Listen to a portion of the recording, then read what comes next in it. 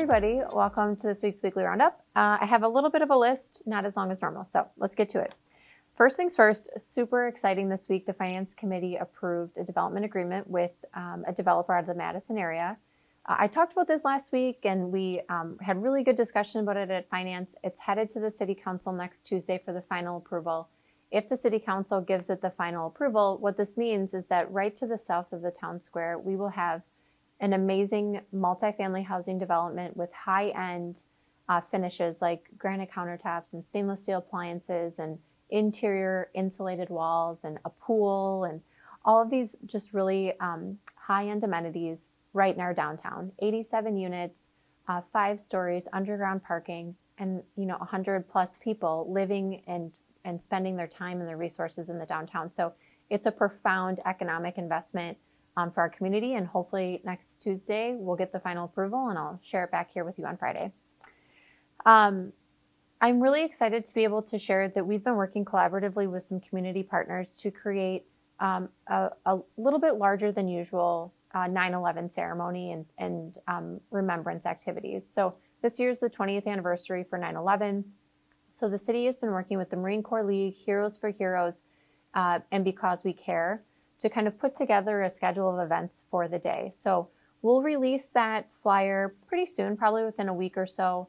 But what you'll see is we're going to be doing a larger ceremony at Aero Park at 9:30 in the morning. We're going to end it by 10:28, which is when the last tower fell. There's also going to be the Freedom Ride, which is a motorcycle ride that'll happen that morning. The Heroes for Heroes 5K will happen. And then in the afternoon, the city is providing a volunteer effort. So a good way to be able to give back to your community and to this country. And so we will be doing a Rock River cleanup that day as well. So we'll provide all this information on an event flyer, but just to get it on the radar, so that Saturday is 9/11, that we'll have some events for you right away in the morning and into the afternoon as well, in order to commemorate the 20th anniversary of 9/11. On the roads front, we've made some good progress. So the South Water Street, Emmett Street, West Main intersection area is open. We got that paved. The barricades have been removed. West Spalding Street, kind of North Church, North Water, the milling and repaving of that road has been moved to later in August. So August 23rd is the week of August 23rd is when we plan to start that Spalding Street area. Work continues on South 12th Street. We'll be getting the curb and gutter contractor out there also the week of August 23rd. And then the Dakota and River Drive intersection, we've continued at a good pace to get work done there. One thing that was really needed that I'm glad we were able to do is we upsized the storm sewer pipe, which is just a fancy way of saying there's a pipe underground that moves water. We had a lot of surface flooding in this area, so we were able to make that pipe bigger from 12 inches to 18 inches to move water, even more quickly. That intersection is expected to be opened by midweek next week. On the recreation front, just a reminder that the Aquatic Center will be closed Saturday and Sunday. There is indeed a chlorine shortage. I know people don't believe it to be true, but it is indeed a thing, and we want to make sure that we have enough chlorine to get us to the end of the season, and I'll share why in a moment. And we also have very low attendance, understandably so. Everyone's at Riverfest enjoying those festivities, so we don't usually get very high numbers over the weekend. So no Aquatic Center this weekend. With that, we are planning the last splash of summer. So we're doing a last splash of summer on Sunday, August 22nd. We're open from 1 to 6. And then from 1:30 to 3:30, we'll be doing just different activities and games to kind of end summer on a high note and close out the Aquatic Center for the season. The Interurban Trailhead landscaping is almost done. The parts that aren't done will remain until we get the pavement all poured, or the pavement and concrete in place. And then on the interior, we're waiting on back-ordered plumbing fixtures, which is a bummer. But you've heard me say this before. As a city entity, we're not immune to these markets and the shortages and the back orders, and so that's what what's holding up the interior of that building. Fall soccer registration ends August 16th. I know this is a popular one for a lot of families, so if you haven't gotten registered, please make sure that you prioritize doing that this weekend before the 16th. And then we are offering Pound and Zumba classes. Those will be Monday evenings, and then also yoga is up and running. So that starts on the 17th. Registration is open for the Donut Dash. It was formerly known as Run from the Cops.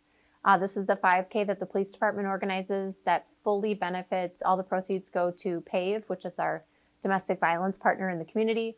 So if you can go to the police department's Facebook page and look for the information about Donut Dash to get registered. That is on September 25th, and it's always a fun event.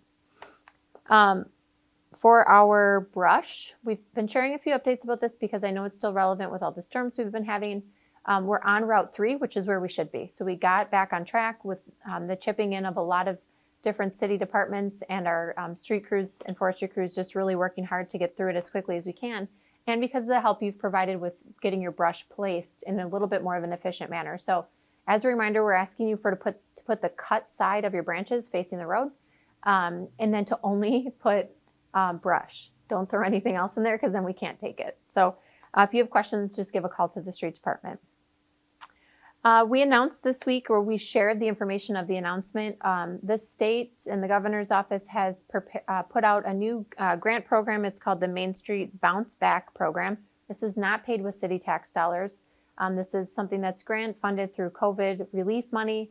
The long and short of it is if you've fairly recently moved into an empty storefront in the downtown, or you're looking at expanding, you can't move your current business, but expanding and opening up a second shop in the downtown, this $10,000 may be an option for you. And you can find information simply by Googling it, going to the Main Street Program Facebook page or ours.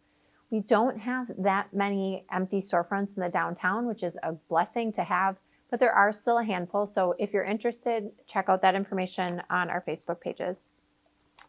On the library front, I have two things. So I've talked about the photo contest. The submissions are closed, but now the voting begins. And I checked out the photos, and there are all kinds of different, landscapes and flowers and people and farms and the sky. So they're really neat photos to take a look at. So check out the library's website. Right on their homepage, you can see the photo contest and make sure that you vote for your favorite. And then the Teen Chopped Challenge, the deadline is extended to September 1st.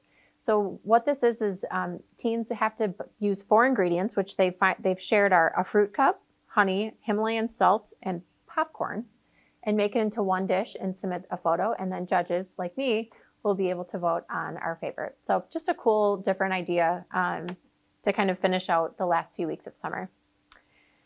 That's all that I have. I mean, obviously it's Riverfest weekend. You guys, if you see Riverfest organizers, any of our city employees, the Boy Scouts, please thank them. This is a massive, massive undertaking. And in a year like this too, where so many of our local businesses have struggled with staffing, bringing this to life has been even more difficult. So please make sure you thank the organizers, the volunteers, thank our businesses that were able to come down and support this community event. Tonight is the fireworks, and they're at 10:15. So I know people start to clamor for them around 9:30 and then wonder. Fireworks are at 10:15. They're always amazing, so make sure you get a good seat. The Taste of Watertown starts at 11. There's face painting, the saw art, obviously tons and tons of music. So the options for today and the whole weekend are endless.